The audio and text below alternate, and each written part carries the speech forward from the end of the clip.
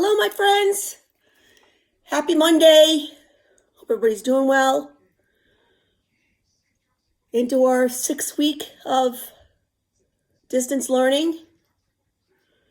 It doesn't feel like it's getting any easier, but we will trudge on. I miss you guys. All right. We last left off from Thief of Always. Our friends Wendell and Harvey escaped. And Harvey now realizes that he has been missing from his parents' life for 31 years, which makes sense because he was at the holiday house for about a month. And if each day constitutes a year, makes about sense. So chapter 15 is called New Nightmares. Let's take a look at that scary little pic. Remember now, Harvey's home and in his own bed right now. It was more difficult tale to tell than he expected it to be. Though some of the details were clear in his head, Richter's first appearance, the sinking of the ark, his and Wendell's escape, there was much else he could not properly remember. It was as though the mist he strode through had seeped into his head and had there drawn a veil over the house and much of what it contained. So I guess he remembers the major points, but he's missing a lot. I remember speaking to you on the phone 2 or 3 times, he said. You didn't speak to us, dear, his mom replied. Then that was just another trick, Harvey said. I should have known. But who was playing all those tricks, his father demanded. If this house exists, I say if, then whoever owns it kidnapped you and somehow kept you from growing up. Maybe he froze you. No, said Harvey. It was warm there, except when the snow came down, of course. There has to be some sane explanation. There is, said Harvey. It's magic. His father shook his head. That's a child's answer, he said, and I'm not a child anymore. And I know what I know, said Harvey firmly. It isn't very much, dear, his mom said. I wish I could remember more. She put a comforting arm around his shoulder. Never mind, she said. We'll talk about it when you've had a rest. Could you find this house again, his father asked. Yes, Harvey replied, though his skin ran with chills at the thought of going back. I think so. Then that's what we'll do. I don't want him going back to that place, his mother said. We have to know if it exists before we report it to the police. You understand that, don't you? Harvey nodded. It sounded like something I made up. I know, but it's not. I swear it's not. Come on, sweetie, his mother said. I'm afraid your room's changed a bit, but it's still comfortable. I kept it just as you had left it for years and years, hoping you'd find your way home. Then I realized if you ever did come back, you'd be a grown man, and you wouldn't want it decorated with rocket ships and parrots. So we had the decorators in, and it's completely different now. I don't mind, Harvey said. It's home, and that's all I care about. Somebody's learned a couple of life lessons. Before, was he as appreciative of home and his family? This is what it means to be learning as the character learns.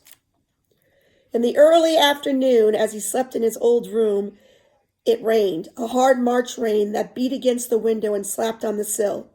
The sound woke him. He sat up in bed with the hairs of his nape prickling, and he knew he had been dreaming of Lulu.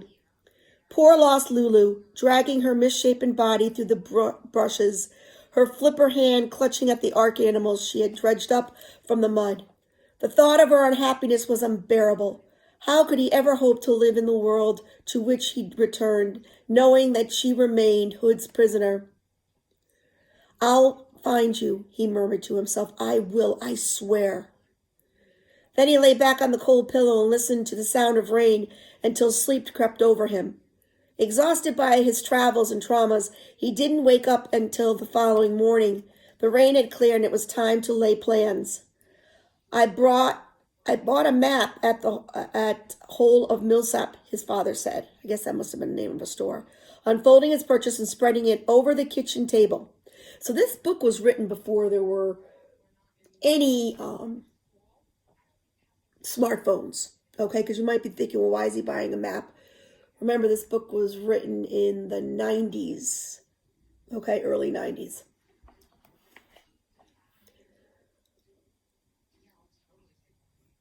He spread it over the kitchen table. There's our house, he said.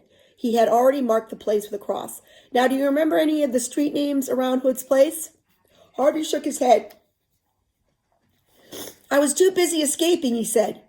Were there any particular buildings you saw? It was dark and rainy, so we just have to trust to luck. We'll find it, Harvey said, even if it takes all week. It was Easter. It was easier said than done. More than 3 decades had passed since he first made his way through the town with Rictus, and countless things had changed. There were new plazas and new slums, new cars on the streets, new aircraft overhead, so many distractions, all keeping Harvey from the trail. You know, I wonder if Mr. Hood disguises the house so that no one can see it. I don't know which way is which, he admitted, after they'd been searching for half a day. Nothing's the way I remember it. We'll keep going, his father said. It'll all come clear. It didn't. They spent the rest of the day wandering around, hoping that some sight would trigger a memory, but it was a frustrating business. Every now and then, in some square or street, Harvey would say, maybe this is it. And they'd head off in one direction or another, only to find the trail grew cold a few streets further on. That evening, his father quizzed him again. If you could only remember what the house looked like, he said, I could describe it to people. It was big, I remember that, and old, and I'm sure it was very old. Could you draw it? I could try. He did just that, though he wasn't much of an artist. His hands seemed to remember more than his brain did. So I guess in his memories, he remembers, long-term memory. Because after a half an hour, he had drawn the house in considerate detail. His father was pleased. We'll take this with us tomorrow, he said. Maybe somebody will recognize it. But the second day was just as frustrating as the first. Nobody knew the house that Harvey had drawn, nor anything remotely like it. By the end of the afternoon, Harvey's father was getting short-tempered. It's useless, he said. I must have asked 500 people, and not one of them, not one, even vaguely remembers this place. It's not surprising, said Harvey. I don't think anyone who saw the house, who saw the house besides me and Wendell ever escaped before. Well, that makes sense. Because remember all the kids' clothing that was still there? We should just repeat all this to the police, his mother said, and let them deal with it. And what do we tell them, his father said, raising his voice? That we think there's a house out there that hides in a mist and steals children with magic? It's ridiculous. Calm down, Harvey's mother said. We'll talk about this after we've eaten. They trudged home, ate, and discussed the whole problem again, but without finding any solutions. Mr. Hood had laid his traps carefully over the years, protecting himself from the laws of the real world. Guys, this is what he drew. Looks pretty darn close, doesn't it? Safe behind the mists of his illusion, he'd probably already found 2 and unwitting prisoners to replace Harvey and Wendell. It seemed his evil would go on, undiscovered and unpunished. The following day, Harvey's father made an announcement. This search is getting us nowhere, he said. We're going to give it up. Are you going to go to the police? His wife asked him. Yes, and they'll want Harvey to tell them everything he knows. It's going to be difficult, son. They won't believe me, Harvey said. That's why I'm going to talk to them first, his father said. I'll find somebody who'll listen. He left soon after breakfast with a worried expression on his face. This is all my fault, Harvey said to Mum. We lost all that time together just because I was bored. Life lesson. Don't blame yourself, she said. Life lesson meaning that he lost 31 years of his life because he was bored? Or because he just didn't know how and didn't accept all the wonderful things he did have. Don't blame yourself, she said. We are all tempted to do things we regret once in a while. Another life lesson. Sometimes we choose badly and make mistakes. I just wish I knew how to unmake it, Harvey replied. His mother went out shopping in the middle of the morning and left Harvey haunted by that thought. Was there some way to undo the damage that had been done? Foreshadowing. To take back those stolen years and live them here with the people who loved him and whom he loved dearly in return. He was sitting at his bedroom window trying to puzzle the problem out when he saw a forlorn figure at the street corner. He threw open the window and yelled down to him, Wendell, over here! Then he raced downstairs. By the time he opened the door, his friend was on the step, his face red and wet with tears and sweat. What happened? He said. Everything's changed. His words were punctuated by hiccups. My dad divorced my mom, and my mom's so old, Harvey, and fat as a house. He wiped his running nose with the back of his hand and sniffed hard. It wasn't supposed to be this way, he said. Well, was it? Harvey did his best to explain how the house had deceived them, but Wendell was in no mood for theory. He just wanted this nightmare to be over. I want things the way they were, he wailed. My dad's gone to the police, Harvey said. He's going to tell them everything. That won't do any good, Wendell said. They'll never find this house. You're right, Harvey said. I went to look for it with my mom and dad, but it was no use. It's hiding. Well, it's bound to hide from them, stupid, Wendell said. It doesn't want grown-ups. Well, that's interesting. Why does it want only kids?